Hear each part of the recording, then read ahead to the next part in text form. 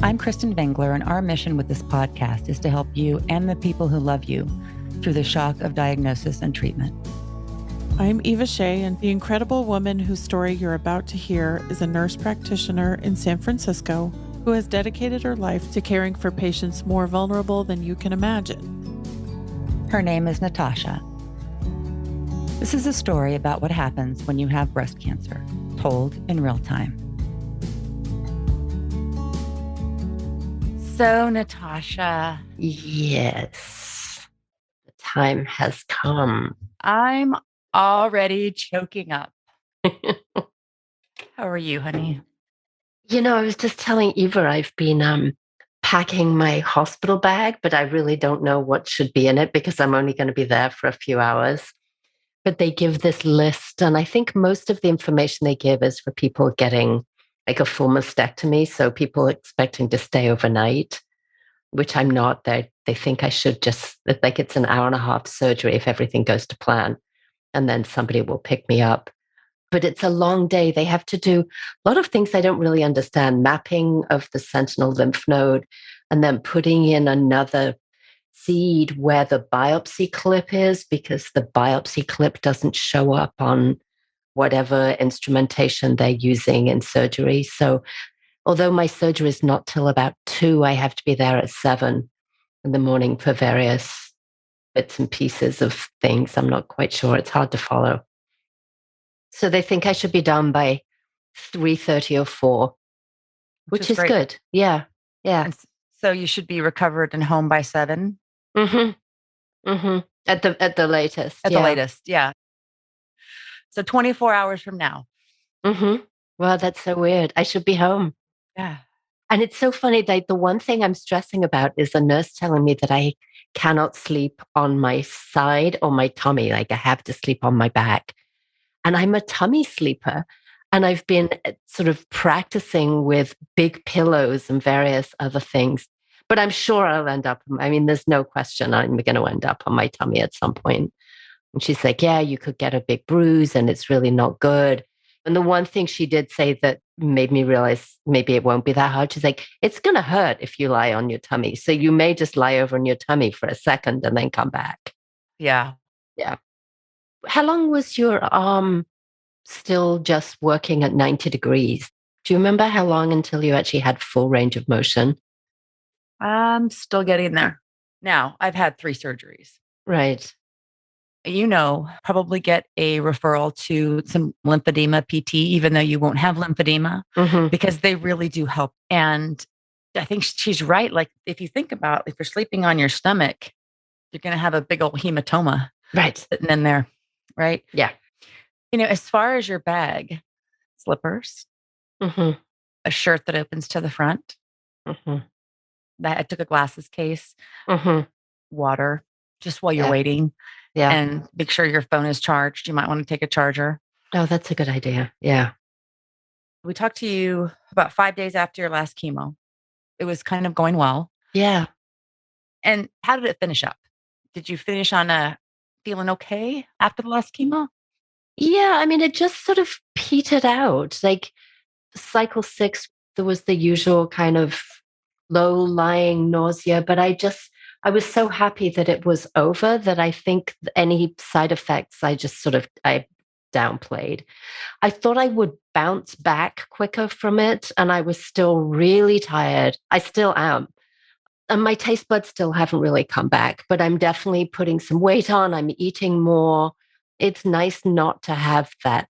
Now I'm more weeks out, not to have that constant nausea. So, and the heartburn, it's really, really nice. And just sort of the days are more predictable. It's like, yeah, I'm going to be tired and, I'm still not going out that much. Like, I like to be in bed by 9:30 or 10. Right. And then I think what triggered like some of the emotion about having the surgery came from their question of like, who's going to pick you up? And I didn't have, because, as we've talked, my husband took off. I have a lot of great friends, but there was nobody immediately that I could say, oh, yes, my partner will be there to pick me up. And it made me really sad, even though, again, like, I have a great crew of people and there's I have a backup for pickup. But it was just a reminder of I've mostly gone through this on my own, and some concern about coming home. I know I want to come home after surgery. I don't want, like a lot of people have offered, come and stay at my place. And I just think I'm just going to want to be in my own bed. You will. But today I've been like stuffing the fridge with food and just things of like, I have an 80-pound dog that like I'm going to need some help walking the dog. Absolutely. The garbage cans need collecting Monday, and I'm not going to be able to bring them in because, you know, I'm very right-hand dominant and this is right-handed surgery.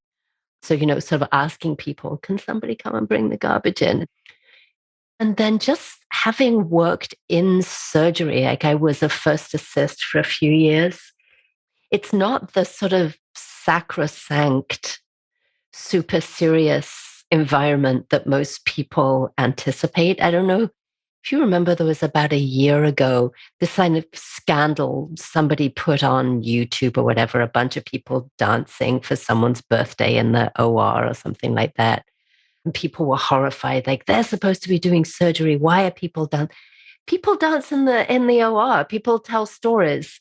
It's a Monday surgery. Everyone's going to be talking about what they did at the weekend, which is great in a way because the surgeons have done so many of these surgeries that it's like ironing a shirt. Like I can talk while I iron a shirt. Right, right. But I'm also pretty aware that, you know, I've met my surgeon and my plastic surgeon, but I'm at a teaching hospital. And I doubt very, very much if either of them they'll be in my surgery and they'll be overseeing it, but they're not going to be doing my surgery. That'll be most likely a resident. So that feels a little weird. Yeah, we talked about that. We talked about how you kind of almost know too much. Right. And it being a teaching hospital. Yeah. Did you ever get to talk to your surgeon about that concern or anything like that? Or was it just like not an option? It's not really an option. I know it's, you know, that's what you get when you sign up for a teaching hospital. And I have every confidence in the fact that the surgeon will be overseeing it and the plastic surgeon. Right. Is that my dog? I think so. Hi, Peppa. Mine is much more high pitched than he's here. You know, and there's also, you know, another thing that has been making me really nervous is sort of the unknown of like, you know, if I read on the mammogram that I had, you know, a 4-centimeter mass and I knew where it was and I knew that they were going to take that out, it would feel very different. Mm-hmm. But now it's like everything I read is like no residual mass, no this, no that. So A, I'm thrilled that that's the result. B, is that going to be the result when I come out of surgery? Are they going to find all kinds of horrors once they get in there? And C, so I don't really understand why I'm having surgery. I don't know how much I can control. That's okay. Dogs are part of it. She's very much part of it. Yeah. It's just part of life. It's just part of life. Yeah. So, yeah, it's just the unknown of like, I don't know what I'll wake up to. Whereas I feel like if there was a mass, a very identifiable mass, and I woke up and they said, we got it and we got clean margins. And it's like, I'd be like, yay. But I'm not quite sure what they're fishing around for. Right. And I think we talked about that was part of your like rationale for like, well, maybe I don't even need surgery. There's nothing there anymore. We got it all, you know, and I probably made the crude analogy of like the lunch meat that you're not sure if it's expired or not. Mm-hmm. And you don't know if it's bad or what's really in there until you open it. Right. And so as a kind of like the veteran breast cancer girl over here, because I'm like a year ahead of you, maybe, you know, I felt very protective when we talked of you and just wanted you to have the peace of mind that they looked and they saw and you kicked ass and it's done. As opposed to like looking at the MRI to know that because you haven't opened it and seen it. Right. Right. Yeah. And so we reframed it, didn't we? We did. I'm actually just having a rather large biopsy, which is so much. Yeah. It's a fancy biopsy. It's a fancy biopsy. And I'll get a nice nap at the same time. Right. Exactly. And you get a lot of attention afterward and you don't have to do anything. Right. Right. And going back a little bit to what you were talking about with taking out the trash and all of that, like you are very similar to me and you're not one to ask for help. Right. You're extremely self-sufficient. You didn't have a husband who doted and spoiled and took care of every nook and cranny anyhow. Right. I've been wondering, and there's two people vying for picking me up tomorrow, whether I actually just want to come upstairs, go to bed and say thank you. Like, I don't know that I really want somebody to stay. And the hospital's been pretty clear. It's like, no, we really like somebody. And I was like, but I don't want fussing over because I think anesthesia kind of makes me a little emotional. I have no issue crying in front of everybody. I just don't want to drag it out. It's like, I mean, it's so funny. Like, on one hand, I'm saying, like, moo, there's nobody to take care of me. And on the other hand, it's like, actually, I really don't want somebody there. It's odd. Well, you want somebody to do the things that a caretaker would do and then leave you the fuck alone. Exactly. Exactly. Don't sit on the edge of my bed and ask me how I'm doing every 10 minutes because I'll kill you. Right. And it's okay. It's really okay for you to say, I know I'm not going to want to talk to anybody. I'm probably going to be very aloof, also emotional. So can you just do me a favor and check in with me every once in a while, get me some water, make sure I've taken my meds and that I'm still alive, but don't even tell me you're doing those things. Yeah. I totally get it. I am going to sound like a mom on this or the nurse, that I think it is important for somebody to be there that first 24 hours afterward. Just, I'm sure everything's going to be fine, but just somebody to stay the night with you. Just in case. I think that's, and my hope and what I've been told is because the lumpectomy is such a smaller surgery that I should be up and walking by the next day. Sure. And they're like, yeah, we want you to be walking as much as you can. And there's, as far as pain meds, they're just relying on Tylenol and ibuprofen. There's nothing stronger. So, initially I was like, that's not fair. Where's my Vicodin? But I was like, wait a minute. Like, if that's really all that I need, then that's good. Yeah. I don't need the constipation and I get super itchy from Vicodin and Norco. It's weird. So something that helped me that you might consider is Robaxin to help with the muscles that were just a little pissed off. And also it might help you to sleep a little bit better on your back or your side. Yep. That's just if they happen to give it to you. And that's a great sign that you're relying on like over-the-counter painkillers. Right. Exactly. That's amazing. Yeah. I mean, it goes back to your reframing of this just being a bigger biopsy. It's a fancy biopsy. So far, one of the most painful things I've had was the port placement. Yeah. And that the next day it was all kind of, everything felt better. So that's a quick question that I had for you is, so you still have the infusions of for the HER2 positive, right? The HER2 positive. And so you're still keeping the port in. I mean, you could take it out right now, right? And have the infusion in your arm if you really wanted to.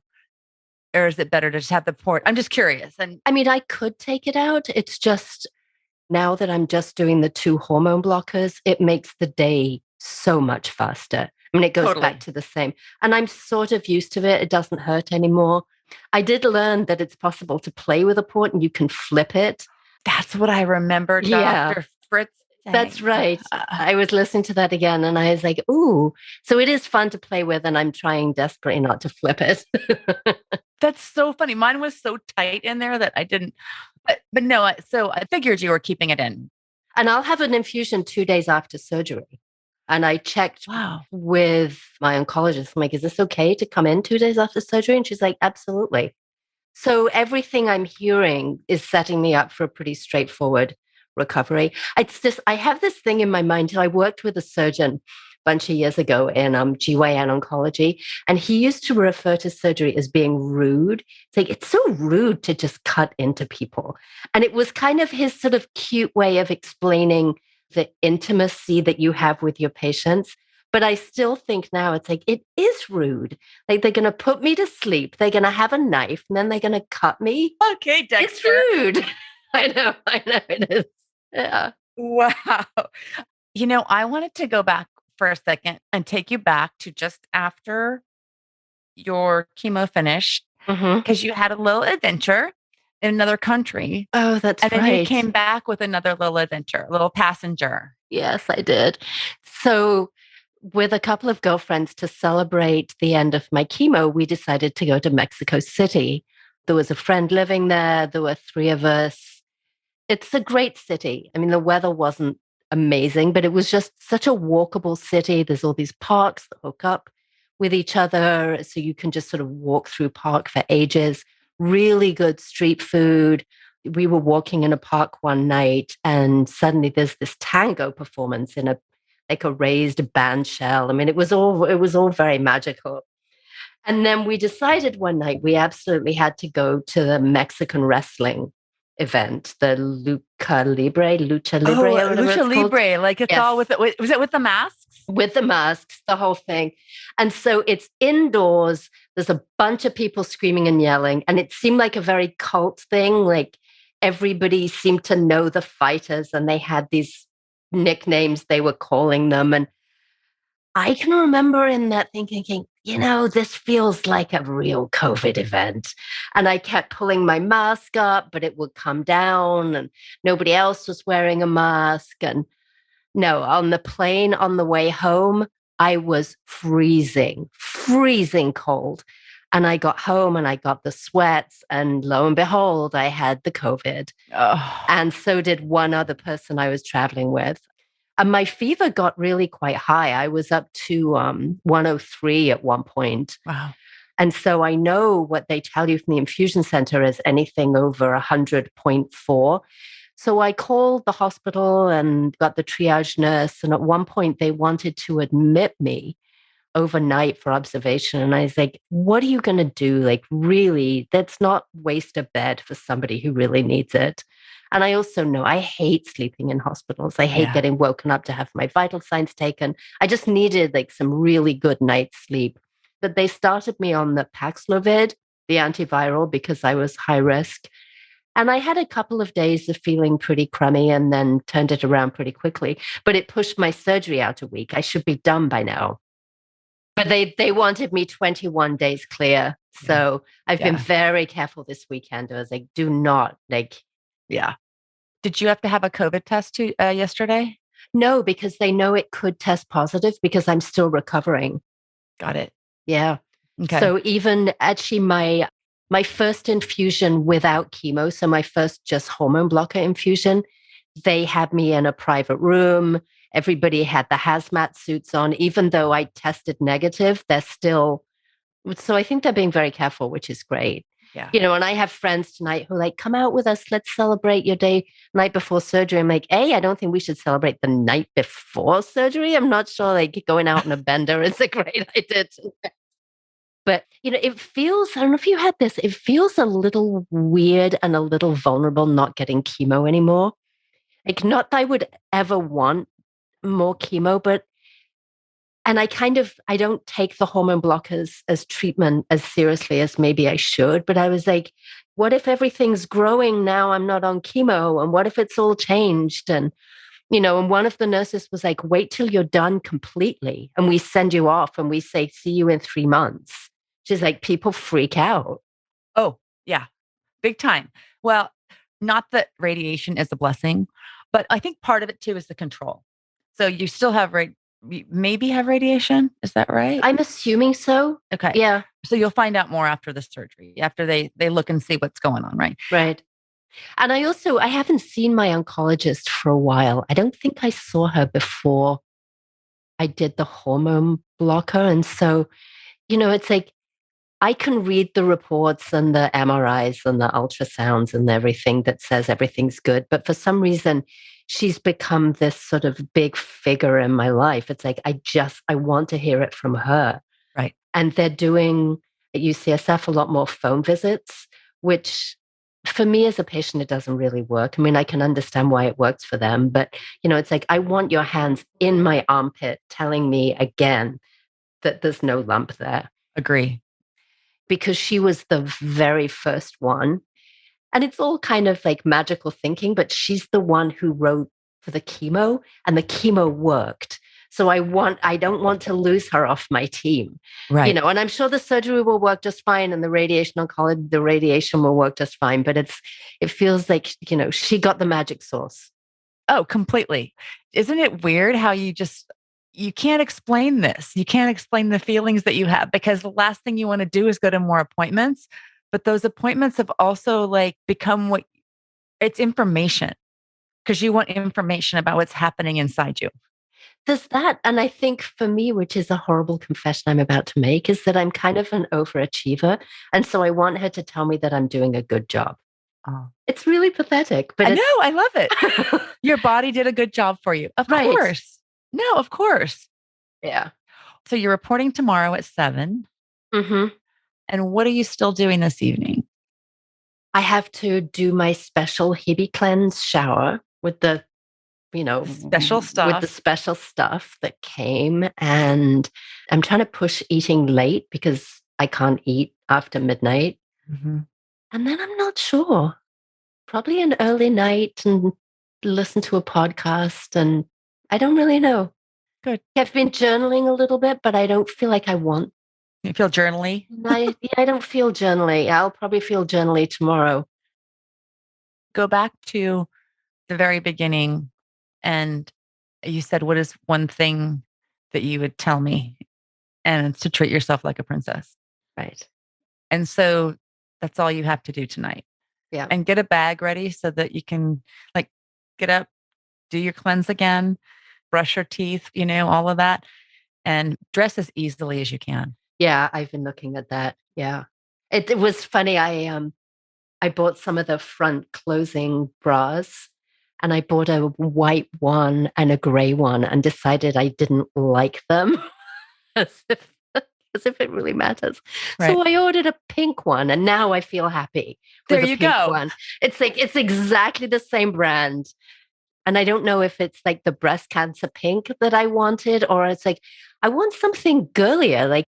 I'm noticing because you don't seem like you're kind of like the pink girly thing all the time. Right. And we talked about your pedicure with your shiny pink toes, and now your pink bra. And I know. I love it. It's something that makes you feel a little bit different than what you normally did. Yeah. And it was interesting when I was on Friday getting the mammogram and the ultrasound.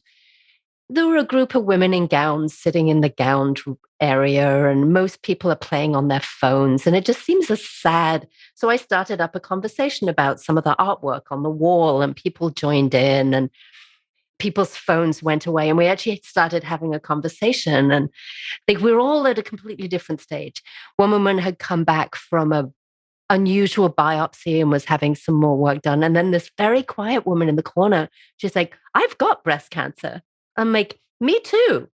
And it was just kind of great, as if we're talking about oh, I've been to that bar as well. I saw that movie. And her journey again is so different. She's come for a second opinion to UCSF. She's got a great surgeon, and she's a stage 2 something. She's going to surgery first before chemo. And she was asking me why. I'm like, I think I'm not the person to tell you. It's I can have some theories, and then I don't know, I never went for a second opinion, and I wonder about the added level of anxiety that can come from a second opinion. It's do you then need a third opinion? Because there's many ways of approaching this. But it was just very interesting to be able to talk about something so openly in a waiting room when, it used to be so much more taboo. I mean, that's been one of my things from the beginning. It's friends want to talk in euphemisms. Mm-hmm. And I've always been no, I'm getting treatment for breast cancer. I don't feel ashamed of having it or anything. And as I get further away from the tearful days of January, it's I feel more of a badass having this. Oh, 2000%. Yeah. And it's weird because I don't know if you and I have talked about this or not, but I have with some other women who I've talked to with breast cancer. It's it's, I don't want to say coolest club, but it's kind of a badass club that you never wanted to be a part of. Mm-hmm. But now that you are, you realize the kind of people that you're meeting in it. And when you were saying that about people on their phones and everybody's in the room and everybody has a level of anxiety and fear, Mm-hmm. and they probably want that alleviated in some way, but they don't know how to do it with strangers. And so by you talking about the artwork, it actually allowed all of you, and you saying you have breast cancer, it allowed everybody to just go, oh, and they Yeah. kind of vomit a little bit about their vulnerability and their feelings. Yeah. Right. And Yeah. give some relief. And so I'm glad that you had that conversation. It was an interesting reminder. I was reading the Susan Love breast care book that I think everybody buys when they get diagnosed. And, one of the things that I think I knew intellectually, but it's never really been spelled out to me is like women don't generally die from the tumor in their breasts. That's not what kills us. It's when it goes to the brain, bones, and liver. Right. I was like, that's why, like, if they can kill any cells outside, then our chances of this not coming back is so much higher.